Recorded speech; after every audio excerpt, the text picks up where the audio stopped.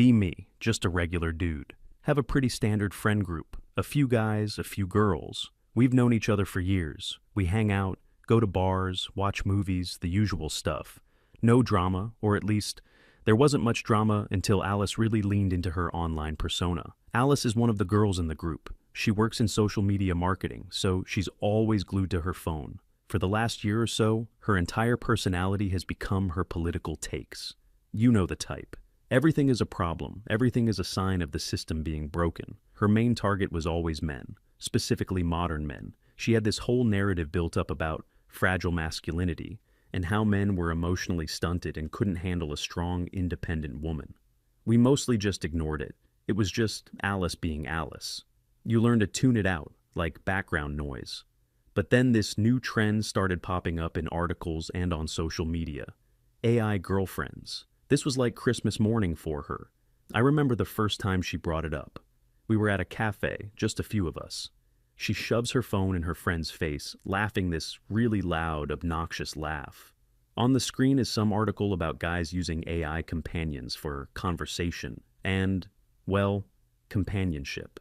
She thought it was the most pathetic thing she had ever seen. She went on this whole rant, loud enough for the whole cafe to hear. Saying it proved her point, that men can't handle rejection or real emotional connection, so they retreat to digital servants who will always agree with them. She called them beta testers for the robot apocalypse and the saddest people on the planet. Her friends were giggling along, nodding at everything she said. I was just trying to drink my coffee. Then she gets this look in her eye, the one she gets right before she's about to post something.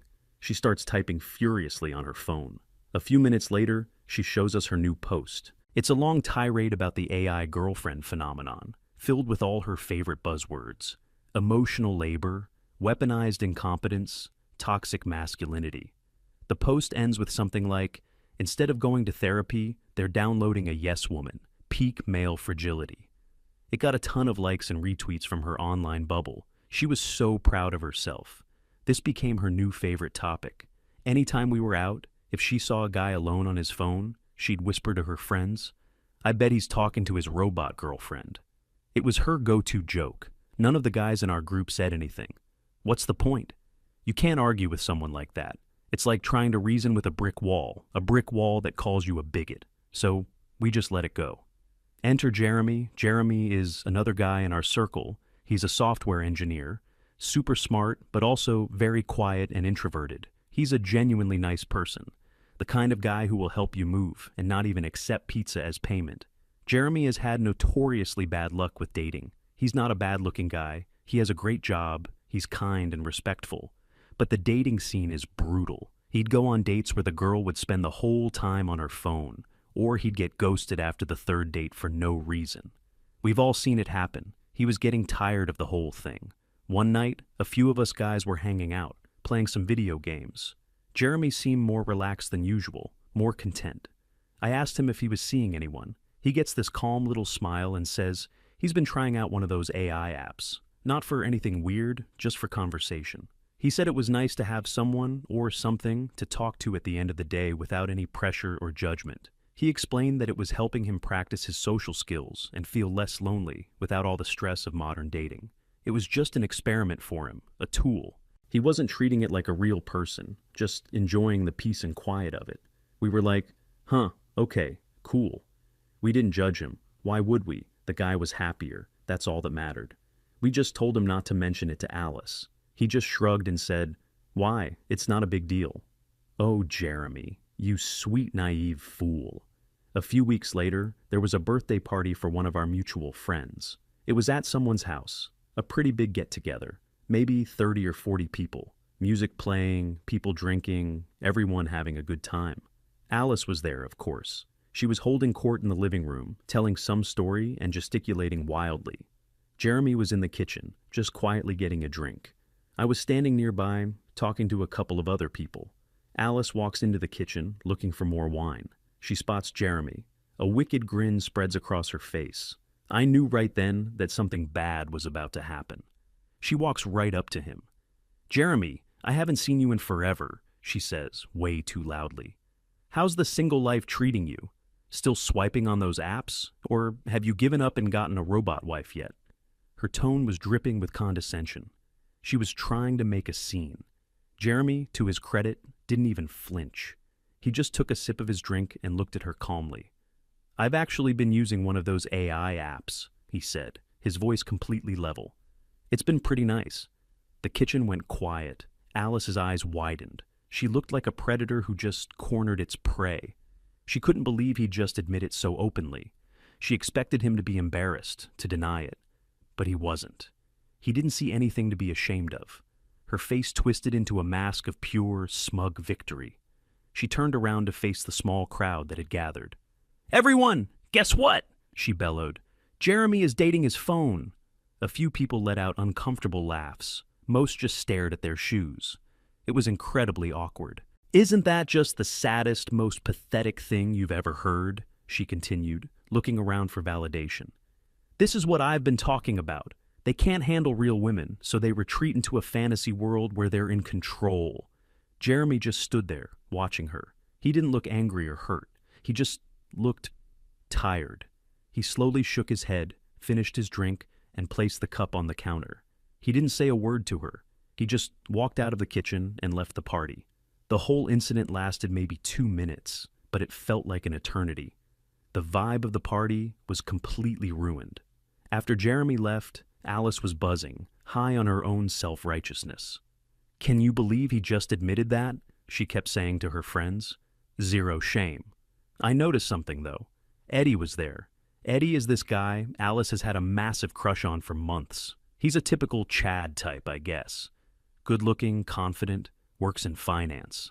He's actually a decent guy, but he's definitely the kind of man Alice claims to hate, yet secretly wants. He had been standing by the doorway during the whole exchange. He saw everything. He didn't laugh. He didn't even smile. He just watched Alice with this completely flat, unreadable expression. After she was done with her victory lap, he just turned around and walked back into the living room without a word. She didn't seem to notice, but I did. That was the beginning of the end. The great unfriending, as I now call it. It didn't happen overnight. It was a slow, quiet process, like a tide going out. The first change was with the guys in the group. We didn't have a meeting or anything. We didn't conspire. It was an unspoken, organic thing. We just stopped inviting her to stuff. If it was a guy's night, she wouldn't have been there anyway. But now, if we were just going to a casual hangout at a pub, someone would start a group chat and just not include her. No one ever said, "Don't invite Alice." Her name just never came up. It was a passive avoidance. Confronting her was pointless. It would just lead to a huge fight, where she'd call us all sorts of names and then post about it online.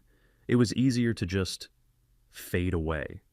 She started noticing after a few weeks. She'd send messages to our main group chat, the one with everyone in it. "Hey, anyone want to do something this weekend?" The chat would be dead silent for hours. Then one of her girlfriends might reply, "I'm busy, sorry." None of the guys would even open the message. She'd get frustrated and send another message. "Hello, is anyone alive in here?" Crickets. Meanwhile, in our separate dudes-only chat, we'd be making plans to go see a movie or grab some wings. It felt a little weird, but it was also peaceful. No walking on eggshells. No waiting for the next lecture about how something we said was problematic. One night, she actually showed up at a bar where a few of us were hanging out. I think one of her friends must have told her we were there. She walked in with this fake, cheerful smile and came over to our table. "Hey guys, fancy seeing you here," she said, trying to sound casual. The conversation at our table just died. We all just mumbled, "Hey Alice." She tried to start a conversation, but it was painful to watch. She'd ask a question, and one of us would give a one-word answer. The energy was just gone. She was a black hole of fun. Eddie was there that night. He was sitting at the end of the table. She spent the whole time trying to get his attention. She'd laugh a little too loudly at something someone said, then glance over to see if he was looking. He wasn't. He was completely engrossed in a conversation with the guy next to him. He didn't ignore her in an obvious way. He just didn't acknowledge her presence. She was just another piece of furniture in the room to him. After about 20 minutes of this awkwardness, she finally gave up. "Well, I'm gonna go," she announced to the table. "This is kinda boring." No one tried to stop her. As soon as she walked out the door, it was like a switch flipped. Everyone at the table took a collective breath, and the lively conversation started right back up. It was a stark contrast. That night, I realized this wasn't just about the incident with Jeremy. That was just the final straw.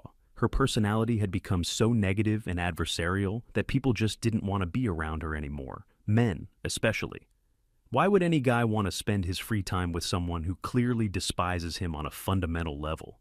It's exhausting. Dating is already hard enough. No one wants to come home from a long day at work to get a lecture about their internalized misogyny because they held a door open. So men just stopped engaging, not out of anger, but out of self-preservation. It's the path of least resistance, the quiet quitting of social interaction. Her female friends were the next to drift away. This part was even more interesting to watch. At first, they were her biggest supporters. They'd like all her posts, add their own comments, and back her up in conversations. But then one of them, let's call her Friend A, started dating a guy. He was a perfectly nice, normal dude, but to Alice, he was a walking collection of red flags. She'd pull Friend A aside and warn her about him. He paid for dinner. He's trying to establish financial control. He wants to meet your parents. He's trying to rush you into a commitment and trap you. He texts you good morning every day. He's insecure and codependent. She was projecting her own toxic worldview onto her friend's perfectly healthy relationship. Friend A started avoiding her. She'd make excuses not to hang out one-on-one with Alice. Then, the other main friend, Friend B, also got a boyfriend. The same thing happened. Alice went into full-on critic mode, picking apart every little thing the new guy did. She wasn't being a concerned friend. She was being a hater. She couldn't stand to see her friends happy in relationships with men because it contradicted her narrative that all men are trash and all relationships are oppressive. Soon, both of her closest friends were busy all the time. They were busy going on dates, meeting each other's partners, and living their lives. Alice was left behind. Her social media posts started to get more and more bitter. She'd post vague things about friends who abandoned their principles for a man, and watching people you thought were strong become docile. It was passive-aggressive and sad. Her circle was shrinking, and it was entirely her own doing. She was so blinded by her ideology that she couldn't see she was the common denominator in all her failing relationships, both platonic and romantic. She had built a prison of her own beliefs and was now the sole inmate. The real irony was that she was experiencing the very thing she accused men of: social isolation and loneliness. But she would never admit it. In her mind, she was a martyr, bravely speaking truth to power. In reality, she was just an unpleasant person that no one wanted to hang out with anymore. The final phase of her isolation was her own dating life, or lack thereof. After it became clear that Eddie was not interested, she went on a dating app frenzy. She was determined to find a man to prove something. I'm not even sure what. That she could get a man if she wanted to? That not all men were afraid of her? We heard about her dating exploits through the grapevine, mostly from her now distant friends. It was a disaster. Her adventures on the dating apps became a running joke for a while. We'd get secondhand reports from her friends, who she still complained to occasionally. She had this checklist. Any man she matched with was put through a rigorous ideological purity test. She went on a date with some guy who was a financial analyst. Apparently, he made the mistake of trying to explain what he does for a living. She cut him off mid-sentence and accused him of mansplaining. She then gave him a 10-minute lecture on how she, as a woman in the marketing industry, understood finance perfectly well. The guy just sat there, blinking. He apparently waited for her to finish, calmly said, "I don't think this is going to work," and left her with the bill. She was furious. She told her friend he was intimidated by her intelligence. Another date was with a guy who was, by all accounts, a total gentleman. He held doors, pulled out her chair, and was genuinely polite. She interpreted all of this as performative chivalry, stemming from a benevolent sexism that saw women as weak. She actually told him this, to his face. She explained that his kind gestures were actually microaggressions. He just stared at her, completely baffled. The best story was about the bill. At the end of the dinner, the waiter brought the check. The guy reached for it. Alice immediately put her hand up and said, "I'm perfectly capable of paying for my own meal. I don't need a man to provide for me." The guy, probably relieved, just said, "Okay, cool, we can split it." Her face fell. She was genuinely offended that he didn't fight her on it. Later, she complained that his willingness to split the bill showed he wasn't a real man and wasn't invested in the date. The mental gymnastics were incredible. She had created a perfect no-win scenario for any man she met. If he was traditionally masculine, he was toxic. If he was more passive and accommodating, he was a weak beta. If he paid, he was controlling. If he didn't, he was cheap and uninvested. Predictably, she never got a second date. Guys would just ghost her. And who could blame them? A date with her sounded less like a fun evening and more like a stressful, unwinnable final exam. She, of course, never saw it that way. In her mind, she was weeding out the weak ones. She'd post on her social media, "My standards are high because I know my worth. A lot of men can't handle that." We all knew the truth. Her standards weren't high. Her personality was just unbearable. While her dating life was a train wreck, her social life was also quietly dissolving. Her two best friends were now in serious, committed relationships. Their weekends were filled with couples activities: brunch with his parents, trips to the countryside, IKEA runs. Alice was not part of this new world. She wasn't invited to the couple's dinners because she'd spend the whole night criticizing her friends' boyfriends. She wasn't invited on the weekend trips because she was a perpetual source of negativity. I remember seeing a picture on one of their social media accounts. It was the two couples, posing together at some scenic overlook. They all looked so happy. The caption was something like, "Best weekend with my favorite people." I knew for a fact that Alice saw it, because a few hours later, she posted a long, rambling text post. It was all about the importance of female friendship, and how sisters shouldn't ditch their friends the moment a man comes along. It was so obviously aimed at them. I heard she tried to confront one of them about it. She sent her a series of angry texts demanding to know why she wasn't invited.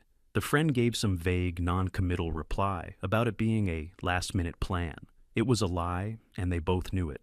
But the friend was avoiding a confrontation. She had her own happiness to protect. Alice was becoming an emotional vampire, and her friends were learning to set boundaries. This just fueled Alice's victim complex. She was now completely alienated from the men in her life, and she was losing her female friends too. The only people who still supported her were her online followers, a faceless mob who only knew the curated, self-righteous version of her she presented online. They didn't have to actually hang out with her. Her life was becoming an echo chamber of her own making. She started spending more and more time alone. She'd post pictures of herself at home with a glass of wine and a book, with captions like, "Self-care is the best care. Learning to be my own best company." It was a performance. Anyone could see the deep, crushing loneliness behind the facade.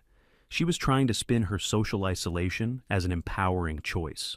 One evening, a few of us guys were at our usual spot, a quiet pub downtown. We were just chatting, having a beer after a long week. And then she walked in. Alone. She was dressed up, as if she were on a date. But there was no one with her. A wave of awkwardness washed over our table. She spotted us, but didn't come over. She just gave a stiff little wave and walked to the other end of the bar. She took a seat by herself, ordered a drink, and pulled out her phone. For the next hour, we watched this sad little play unfold. She sat there, pretending to be engrossed in her phone.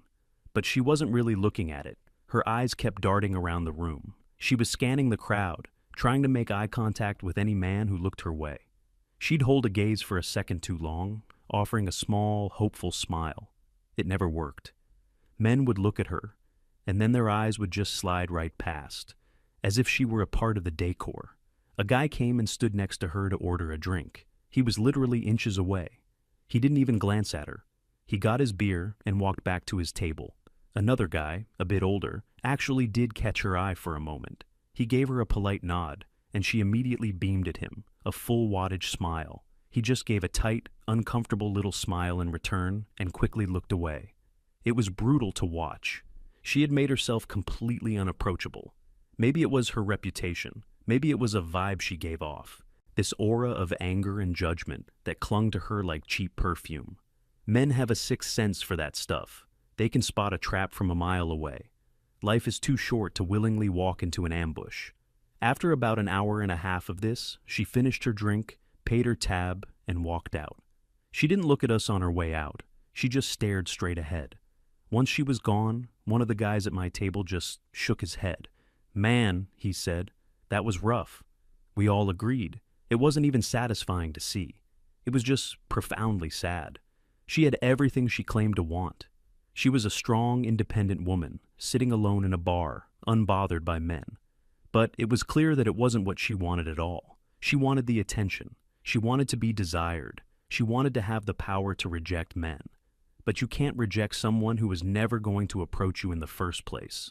The market had just corrected itself around her. The ultimate blow, however, was yet to come, and it would come from the one person whose opinion she seemed to value most, Eddie. Some time had passed, months maybe. The seasons had changed. I had almost stopped thinking about Alice altogether. She was just a person I used to know. Then, one afternoon, I was at a coffee shop in a different neighborhood, working on my laptop. It was a quiet place, not a lot of people. I got up to get a refill and saw Eddie standing in line. He was alone. I almost didn't go say hi, but he saw me and gave me a friendly wave. We chatted for a minute, the usual stuff. How's work? What have you been up to? He was perfectly pleasant. As we were talking, the door opened and in walked Alice. It was a one-in-a-million coincidence. Her eyes scanned the room and she saw him immediately. Her whole face lit up. She saw her chance. Eddie, alone, with no friends around to poison his mind against her. This was it. She strode over with a level of confidence I hadn't seen from her in a long time. "Eddie! Oh my God, hi!" she said, her voice a little too bright. Eddie turned. His friendly demeanor vanished. It was replaced by a look of polite, professional neutrality, like how you'd look at a sales clerk. "Oh, hey, Alice," he said. His tone was completely flat. "How's it going?" My part of the conversation was clearly over. I just took a step back and pretended to be looking at the pastry display. "It's going great," she chirped. "I haven't seen you in ages. We should all get the old gang back together sometime." She was trying to sound breezy and casual, like the idea had just occurred to her. Eddie just gave a slight non-committal shrug. "Yeah, maybe," he said, his attention already drifting towards the front of the line. It was a clear social cue. The conversation was over, but Alice didn't take the hint. Or she refused to. "So, are you busy this weekend?" she pressed on. "Maybe we could grab a drink, catch up." It was a direct invitation. There was no way to misinterpret it. Eddie turned to face her fully. He wasn't smiling. He looked her right in the eye, and for the first time, I saw a flicker of something other than indifference. It was a kind of weary pity. "I don't think so," he said. His voice wasn't mean or harsh. It was just final. He didn't give an excuse. He didn't say he was busy. He didn't say he was seeing someone. He just gave a simple, direct, and utterly brutal rejection. "No, thank you." Alice's face just crumpled. The confident, flirty mask shattered, and for a second I saw the raw desperation underneath. She opened her mouth to say something, but no words came out. Eddie's name was called by the barista. "Well," he said, giving her a final dismissive nod. "Take it easy." He walked to the counter, picked up his coffee, and walked out of the shop without a second glance. He didn't even say goodbye to me. He just wanted out of that situation. Alice was left standing in the middle of the floor, completely alone. She looked stunned, like she had been physically struck. She had been so sure of herself, so certain that her problem was everyone else. But in that moment, she had been confronted with the simple, unvarnished truth. The man she wanted, the man who represented everything she secretly desired, saw her for exactly what she was, and he wanted nothing to do with her. She slowly turned and walked out of the coffee shop. She didn't order anything. That was the last time I ever saw her try to interact with anyone from our old group. The quiet quitting was complete. She had finally gotten the message, or so I thought. The story should have ended there. She was isolated, she had been rejected, she had faced the consequences of her own actions.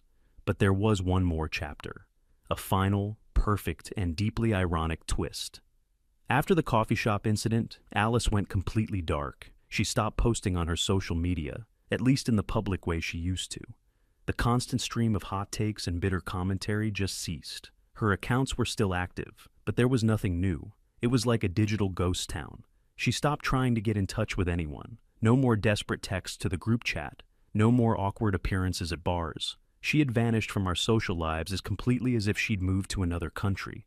Life went on. Our friend group, now smaller and more peaceful, settled into a new normal. Jeremy, the guy she had publicly humiliated, was doing great. He'd actually started dating a girl he met through a coding boot camp.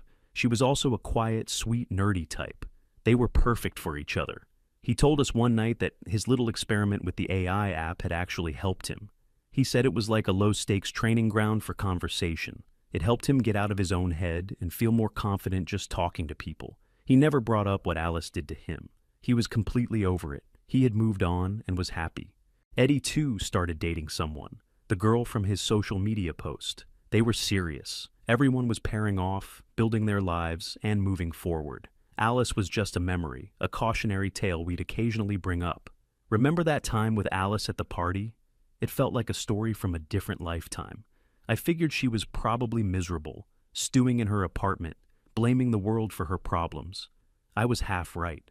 Months and months went by. Maybe a year had passed since the beginning of all this. I was at home one night, just scrolling through my phone, bored. For some reason, I decided to check on Jeremy's AI app. I was curious about the technology, what it was actually like. I downloaded it just to see. The app had a social feature, a kind of community forum where users could share conversation in snippets or talk about their experiences with their AI companions. It was mostly anonymous, just usernames.